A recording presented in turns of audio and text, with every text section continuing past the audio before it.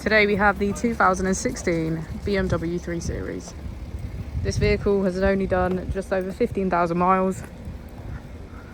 It has an automatic transmission and a diesel fuel type.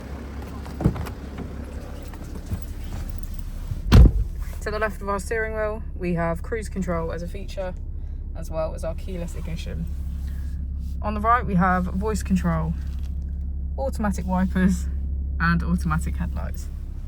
Moving onto our screen, we can access media, communication, map, and navigation. If we put the vehicle into reverse, we can see that it comes with a parking camera with parking sensors. Just below, we have our dual zone climate control with heated seats on either side. If we press our mode button, we can switch between our 4 different driving modes: Sport Plus, Sport, Comfort, and Eco Pro. As we go into the back of the vehicle, we can see that it has a full leather black interior.